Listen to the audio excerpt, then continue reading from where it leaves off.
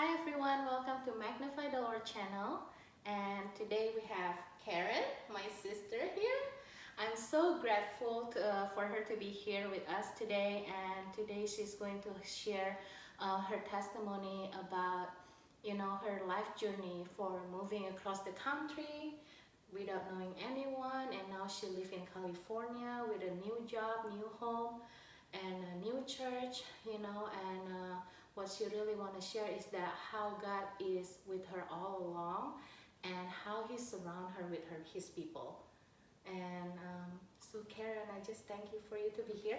Oh, I'm happy to be here. And I just kind of, maybe we can just start it sharing, maybe you can start sharing about what make you move, what make you move across the country. Okay. Yeah. So I came in from Houston right after Hurricane Harvey. Wow. About a year and a half after that. I was working at a facility, a juvenile facility, in another state, and decided that I wanted to leave there. Went back home and was trying to decide, okay, where am I going to go? Am I staying in Houston or do I leave? And I felt a need to leave. I felt like God was telling me that there was something out there for me, but I just didn't know. So I kept praying about, direction. Okay. Where do I go? And so I got a phone call and an email about a job in California. And so that's when I decided, okay, never been to San Jose, but I'll be there. There you go. You're here now. Yeah. But that's a big move, right? Because you have to start everything all over again. And your house is damaged, right? Right, yeah. My house is in damaged. Houston was damaged. I didn't have money to fix it. Yeah. That's all. Yeah, I didn't have the finances. Insurance company denied me everything. FEMA, nothing, no assistance, no grants. And when you prayed, you actually hear that God wants you to move somewhere else. Yeah, and you hear that. I felt felt it strongly. I felt like strongly where I wasn't for me anymore. This home, there's a connection there, but not the connection that I'm the one that's going to be there. So I said, okay, I was able to let go of it without any problem. That's when your heart is at peace, right? And then you hear the Lord that go to another place, and it's a new season for you, right? Yeah, exactly. A new season where I wasn't able to rent an apartment right away. Yeah. I wasn't able to finances, credit, not working, being behind in mortgage for a house that was damaged. Yeah. And so I decided, okay, I'm gonna be in California. I have no money. So $0. So how did you feel like, now that you got the opportunity, the door is open for you in California, right? So you decided to go, but you didn't know anyone in California. No one at all in California. No one at all. Okay. No one. And so how did you feel? Like, oh gosh, okay, I'm moving to California, but I don't know anyone. And how is your life at the time? Like, were you? I didn't.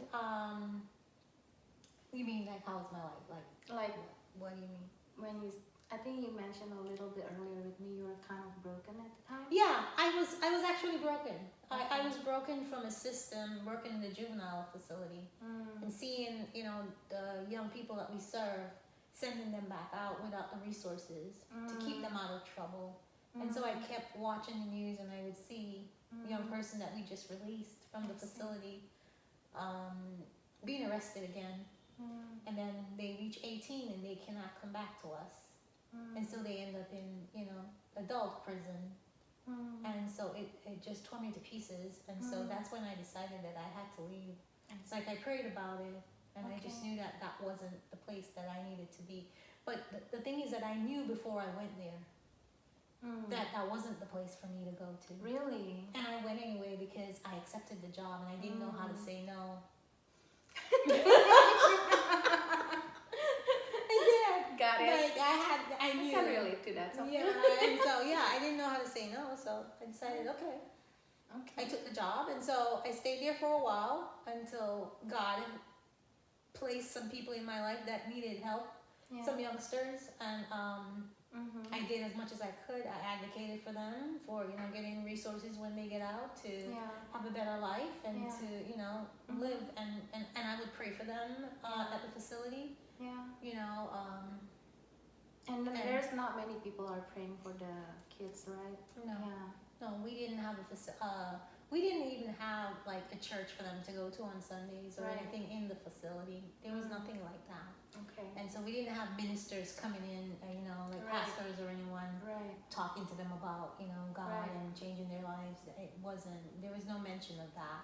Okay. You work the curriculum that you're given, and that was it.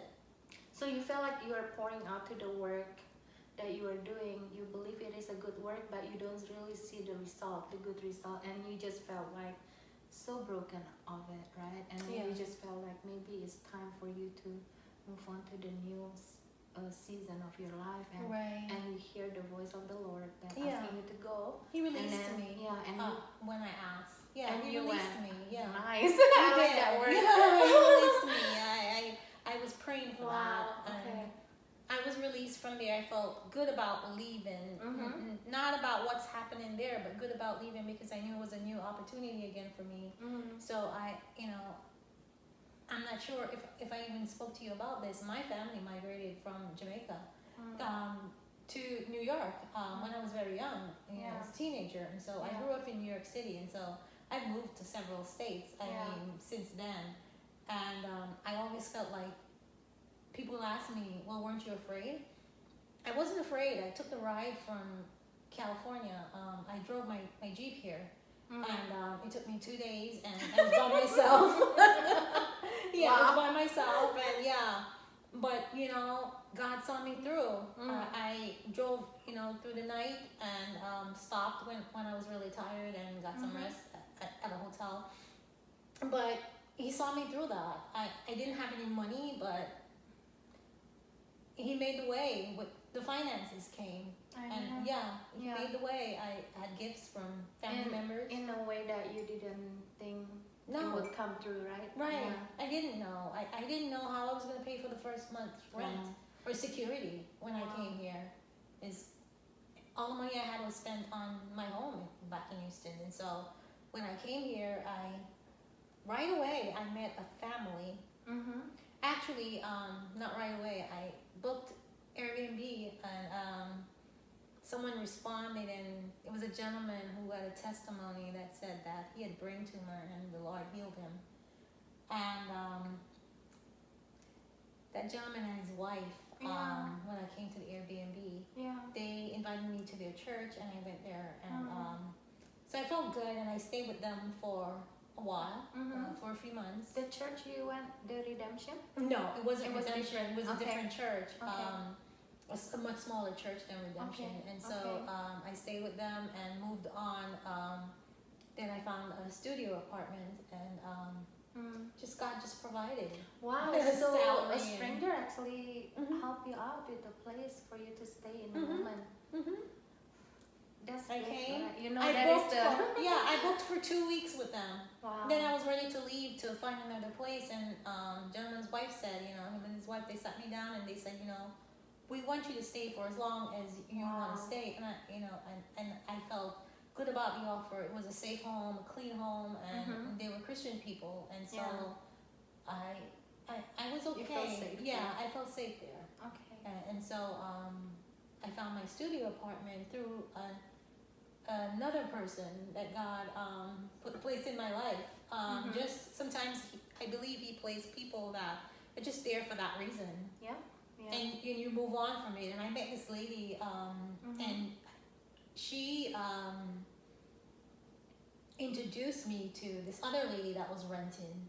Okay. And I just met her outside of school. I see. And just by passing one day, I was at a restaurant with a coworker, and she came by and smiled and talked to us, and we were like, we're new, and we're new to California, and she knew somebody right away that was renting, and so Wow. she's a property manager. That's good. And so yeah, I rented an apartment from her. Okay, that's And, good. And so, like when you got to California, you didn't know anybody, and right away, you know, His favor is upon you to provide you the place to live. Yeah, a place The to temporary live. place to live Right. until you find the place where you can stay for Right. a long term. But on top of that, you told me earlier that how you're kind of broken. You didn't have Yeah. anybody Still when you come to broken. California, Yeah, right? still broken. Yeah. But what happened? What happened that make you feel like now California make you feel like home? Okay, again? so Yeah. what happened was, Yeah. I was working at a high school, one of the local high schools, Yeah. and I met one of my coworkers said to me, "Want to invite you to my church?" You know, so I said okay, and I said yes right away. And I went with her, and right away, Pastor Ron Carpenter came and introduced himself as the new pastor. He's awesome, isn't he? Yeah, he's We awesome. learned so much from him. Yeah, he's just amazing, and right away I felt a connection there, and I came from Houston, going to another mega church there, and so Pastor John Gray was one of the pastors at Houston, and he went to Pastor Ron's church. So I was like, I said, wow, this is meant for me to be here, so at Jubilee at the time, before they transitioned to redemption, right, to redemption, and so that's when it all started. So while going to Jubilee, I still working, doing my job, but still not feeling like I'm fulfilled. Okay. Like, what's missing, You getting probably paid feel now. alone too at the time, Yeah. right? It's like new place, new people, you don't really know anybody, right? And then new job. Yeah, that was it. Yeah, so everything is new, and you didn't feel grounded probably. No, I didn't. And so the Lord told me to get connected. And so I went to the church, went to church that Sunday, and they had Lifegroup, they had stations of, ministries you could sign up for or volunteer. And so I decided that, okay, I am going to sign up for Lifegroup. Okay. And so I went to Lifegroup. But there were other things that was going on in my life also. Right. Family members not doing well. Yeah. Sickness, family member, couple of family members that passed away. And so I was sad, I was alone. I felt like, my siblings, they had each other, or, someone else that they could relate to. And here I am, I'm getting these phone calls with people that are not doing well that I love. And so I was actually broken. I was thinking that I needed to go back home. You almost wanted to back home. I wanted to go back. Okay. I really wanted to go back, and I thought I was going to go back towards the end of the summer. Yeah. Wow. Last summer, last year. And what made I was you? debating. What changed you? I went to Lifegroup, and that changed me. Really? How? Tell me how more about I it. met some wonderful women who. That night I went there, I felt such a heavy burden on me. I was feeling sick. I had a sinus infection. Right. Wasn't doing well. My head was hurting. And so I went in, and immediately they asked me about my job and how things were going. And we started talking just about things in general. And when I heard their stories, I'm like, oh my gosh, I thought I had problems. You look at that and you say, wow, you need to be grateful for what God has given you. And there's so many of my sisters here that, there's some serious things going on in their lives with their families. And, that kind of like... Sometimes we focus too much on the problem, right? Yeah. And then we don't focus on the solution. We forget to be grateful. Yeah. So that's how, sometimes we just keep going, like, keep feeling depressed or something. Yeah. But, okay, so you get connected with the life group and the women, and I know some of them too. They are wonderful. Yeah. And so how did that really change you? Like, do you guys pray together? And Life group. Yeah. Go ahead. No, I just want to. Yeah, life group seriously changed me. Okay. I've been to group therapy before, groups throughout my life of Okay. women, and we would fellowship or whatever. Yeah. But nothing like this. Really? No, unbelievable. Nothing like that. Where we have two leaders that unbelievable. The first night I met one of them, she said to me, she looked at me and I turned my head away because I felt like she needed to say something to me. Okay. And she said, "You have a noose around your neck." Oh, what does that mean? Like, I am hanging myself. Oh. Yeah. She said, "You're so hard on yourself. Oh, wow. You have a noose around your neck, and God wants you to." That was Free at yourself. church or that was at their Lifegroup house? at your house. At their house. Mhm. Okay, okay. That's the first night I met the leaders, Okay. and one of them Okay. said that to me. Yeah, you have Okay, a noose hi. around your neck. I know who you are. And then what happened after that? And what happened is that we started to pray for each other. Because they have a gift to see, right? Like Mhm. some of them, they have a Mhm. gift to see. Some of them, they really have a gift hearing from the Lord, you know. And then the purpose of them saying this to you is for you to have a breakthrough. Yeah. Right? And so when they say that to you, it make you realize something, right? And then what happened after that? Something I didn't want to face, Mhm. and I'm like, okay. And so we prayed. They prayed for me actually more that night than anyone else. Okay. And so I cried a lot. They prayed for me. I left there feeling free. Yeah. Yeah. Amen. I left So it there- was kind of supernatural then, in a way, huh? Because of the prayer. Wow, that's. Thank you for sharing this. We didn't really script this thing, okay? So I just hear it from her too. So and that is so wonderful about the Lord that. So basically, you go to the church. He know what you need already. He needs you to connect with people, and then He connect you with His people, the right people that you need at the time. And you are prayerful. You are prayerful. You can hear Him. And once you get connected with them, things that you have been carrying, a lot of times we just carry a lot of things, and we don't even know it, you know. And then we just keep carrying it, and it's like a burden on our shoulder. Everything become foggy. We can't really see it clearly. And suddenly somebody say, "You're too hard on yourself. you got. Let me pray for you." And then suddenly things just lifted off. Yeah. Right away. It was your break free. Instantly. Oh, I'm getting a goosebump. Thank you. I mean that's.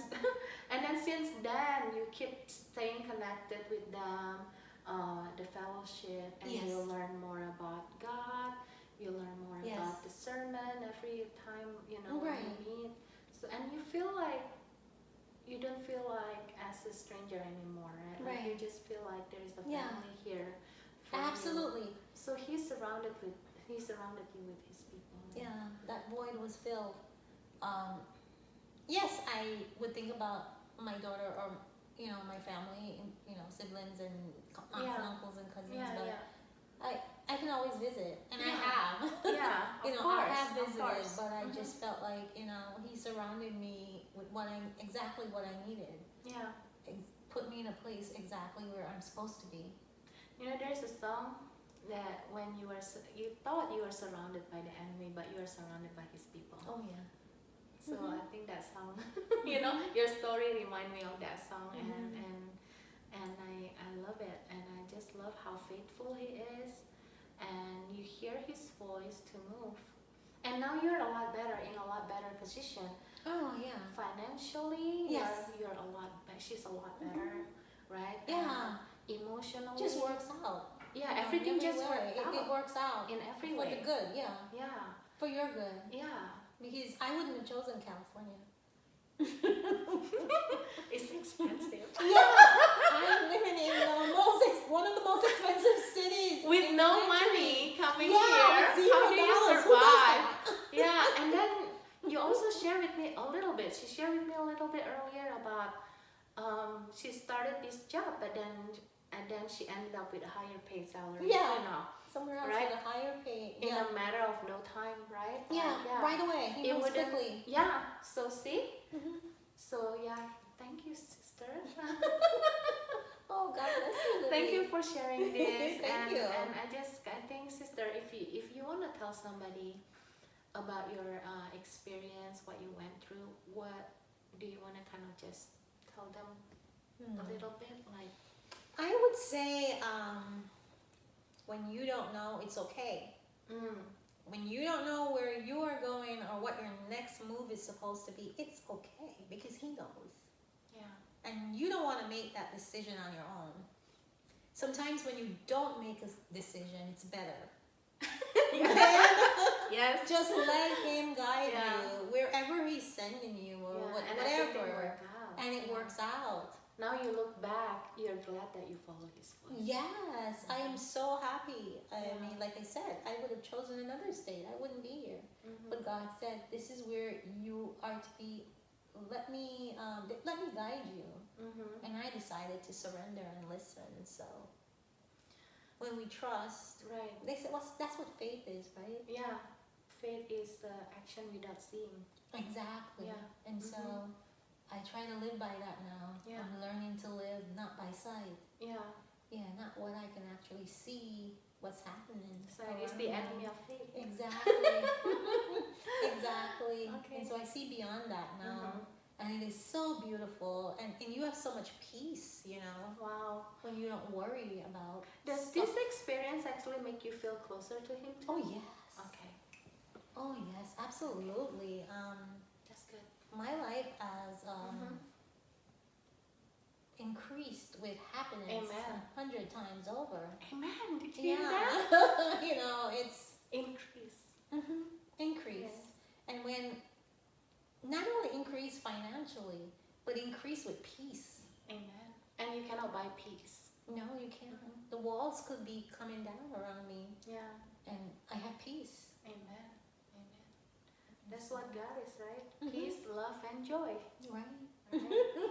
Absolutely. Thank you, Karen. Thank you for sharing your experience. Thank you, Thank you for sharing your testimony. And thank you for letting them know it's okay for not knowing. And move by faith and have faith. And I'm just in awe that, you know, a lot of times we always want to know. But then when we hear his voice, if it is his voice that we are hearing, that we are following, everything turned out to be okay. Oh, yeah. Right? Yeah. And you know, you are fine financially now. You came here with nothing. You have a good job right now. And you have a good place to live. Yeah. And you have a fellowship, the people. You're surrounded by the good people. You're rooted in a great church. And you are doing everything just worked out for you. Yes. Just by following his voice. So thank you for sharing. And thank you. If you have anything you like to share, we welcome you to share with us too. Thank you. Thank you.